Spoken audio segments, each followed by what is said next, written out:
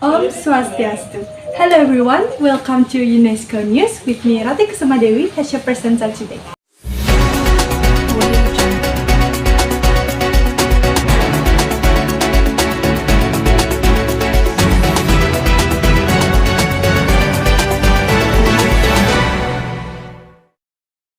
Trihita Karana has a strait of sustainable tourism in Bali. Tourism has been the main driver of Bali's economy since Indonesia was still colonized by the Dutch.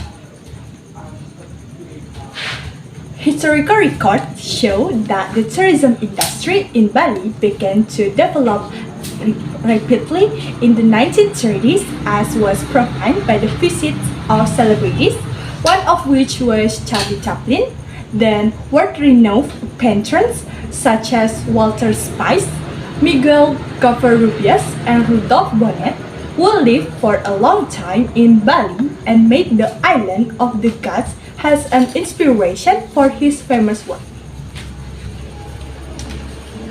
Bali started its fame on the world stage when the Dutch East Indies government built a replica of a traditional Balinese house and present about 50 dancers and musicians at the Paris Colonial Exhibition in 1931.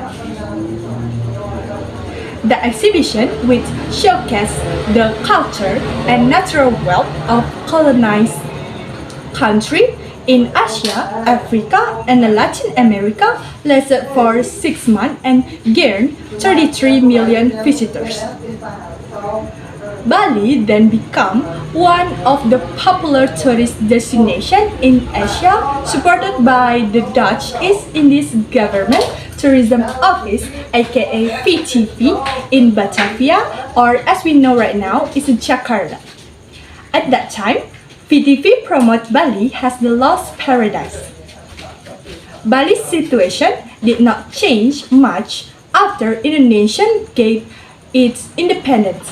Bali's beauty was still a magnet for foreign tourism. The only difference after independence was Indonesian and Balinese people were not just objects that were sold to foreign tourists for watching. Balinese began to start and own businesses and make the most of the tourism potential. Political dynamic and grassroots conflicts during the transition of a power from the old order to the new order government, as well as a natural disaster, did not dampen the enthusiasm of foreign tourists to visit Bali.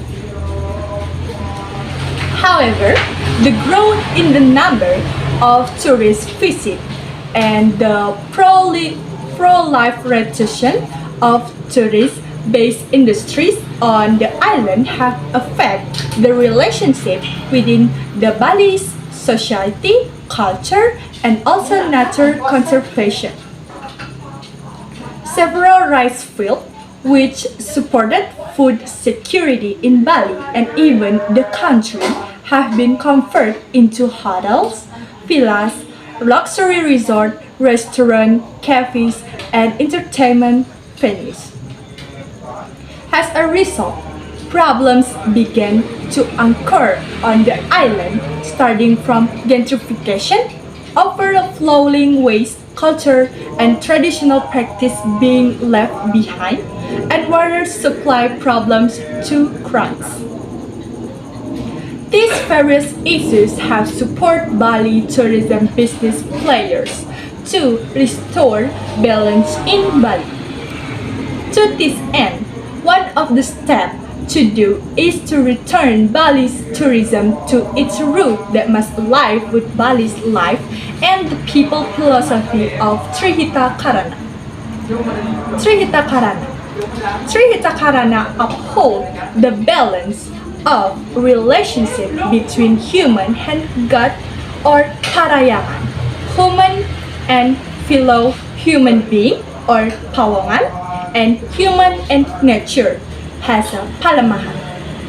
Since 2020, when Bali Provincial Regulation Number 5 of 2020 concerning standard for the Bali cultural tourism implementation was issued.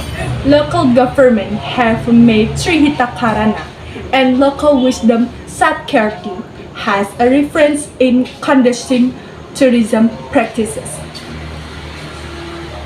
The regulation signed by Bali Governor Iwayan Koster stipulate that tourism practices should be oriented toward sustainable principles. Chair of the Alliance of Bali Marginal Tourism Actor, Iwayan Puspanegara, explained that tourism in Bali has prioritized the balance of nature based on Trihita Karana. When talking about destination in Bali, most of them are natural destinations in which there are living a culture because Balinese culture is a source from agriculture. Hence, if there is no agriculture, there is no Balinese culture, Negara stated. Natural plays an important role in the term of Bali's destination, he added. Hence, he said tourism practices in Bali cannot be separated from the Trihita Karana philosophy as it is what makes it sustainable. Environmental and cultural preservation will happen if agriculture and natural are maintained.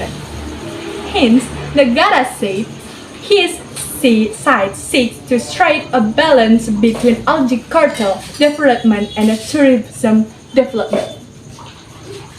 He affirmed that a strong agriculture system will result in the plentiful food production and sustainable ecosystem. According to Negara Bali's remaining rice field must be protected as land conservation remains the main threat. He highlighted the need to improve spatial government in Bali. Nusa Dua has example. Standard Run Indonesia Tourist Development Corporation or ETDC is a committed to applying the Trihita Karana philosophy in management the Nusa Dua area.